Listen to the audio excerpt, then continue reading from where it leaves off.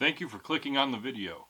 Here today, this is the first episode in a new series of videos that I wanted to start, kind of going off of my New Year's resolution to watch more catalog content here in my home theater. And so this series of videos is going to be called Movie Night Review, where I'm going to talk about, hopefully briefly, just a piece of physical media here in my collection that I'm watching for the very first time. It's kind of like an offshoot of my Why I Own It videos that I've done. And here today, the very first movie I'm going to talk about that's in my collection is 1983's Blue Thunder with Roy Scheider, that was written by Dan O'Bannon. So stay tuned.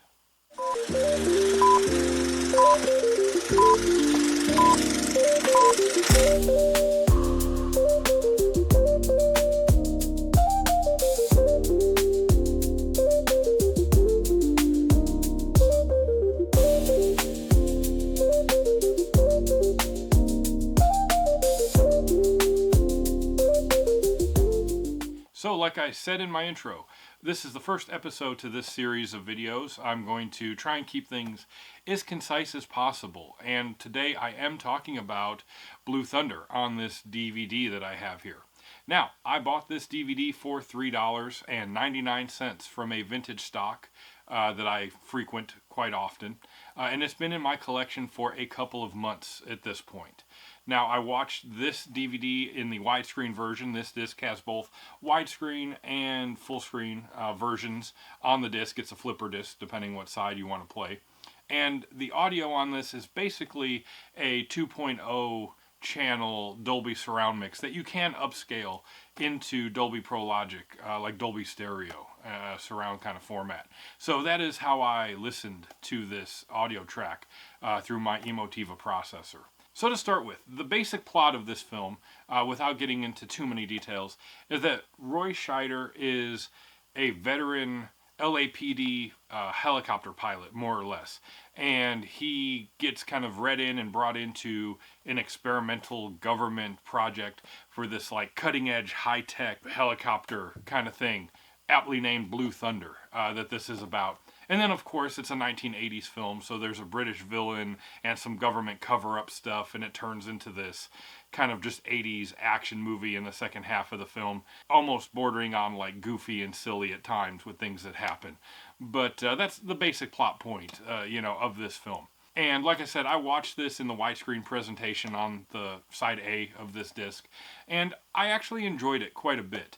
Now, the picture quality on this is not the greatest. The black levels and the contrast could definitely be better. And I do know they have a Blu-ray version of this film floating around online that you can get for like $10, $15, depending where you buy it from. And I've never actually seen the Blu-ray out in the wild. I only saw this copy at the vintage stock that I go to, about an hour away from my house.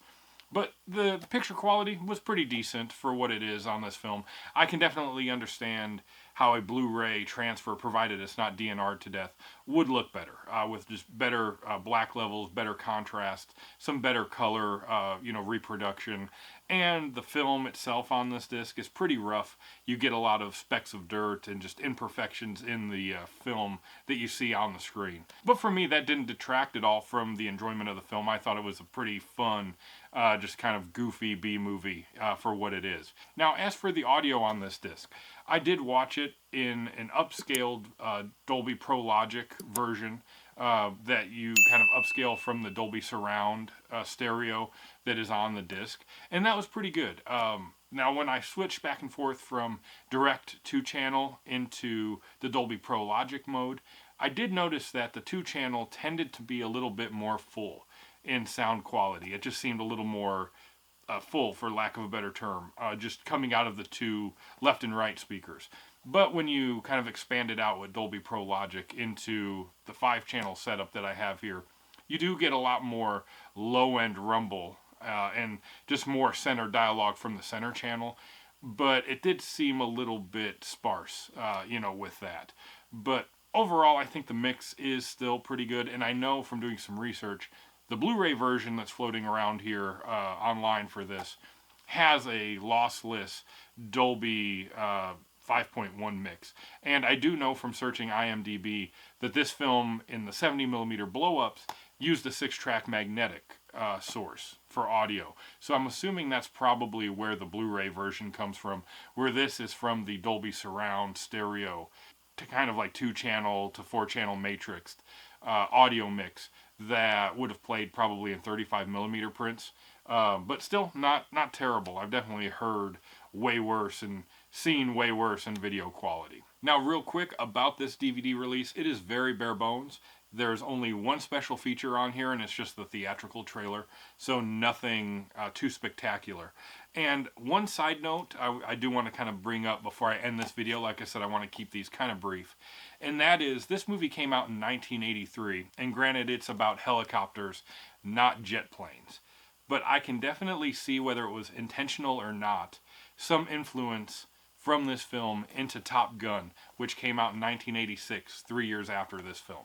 Because Roy Scheider's character shares a lot of traits with Maverick in Top Gun, about them being kind of on the edge, being hard-headed, wanting to seek speed and the thrill. They both drive fast. And there are a few differences. You know, Roy Scheider is supposed to be more of a veteran fighter pilot and former like Vietnam pilot, where Top Gun, obviously Maverick, is kind of like a young up-and-coming guy in flight school. But there is a lot of similarities there. And of course, it's an aerial military movie. Granted, this one talks about helicopters, and that movie with Top Gun talks more about fighter jets. But whether it was intentional or not, I see a lot of through lines from this film into Top Gun. For what it's worth, that's just my 2 cents on there. Now, with that being said, I am going to wrap this video up, but before I go, I do want to bring back something that I started early on in my videos here on the channel, and I kind of like got rid of it at a certain point, and that's my rating system. And I'm going to bring that back for this series of videos. And so starting off with Blue Thunder, I'm going to give this a B. And I'm giving it a B because I only paid $3.99 for this disc, and I was pleasantly surprised with the audio and video quality. It's nothing spectacular at the end of the day. But for $3.99, it's a kind of a goofy action movie. The audio video quality, at least here in my home theater, was pretty good. So I'm giving this a B. Comment down below and let me know if you've seen Blue Thunder and in what form you've actually seen it, if you saw it at the theater or if you've only seen it on home video. I know this had a Laserdisc release, at least one, maybe 2 Laserdisc releases. This DVD release and then the Blu-ray I know that came out a couple years ago. So definitely comment down below. Let me know if you've seen this film and what you think about it, and if you think there is some through lines between this and Top Gun. And also, leave me a comment down below and let me know if you like this type of video, and hopefully I'm going to plan on keep doing these intermittently and kind of force myself to watch more catalog content and do, you know, content like this for you guys. And so with that, I'm going to say goodbye, and I will see you the next time in the next video right here on Secondhand Home Theater.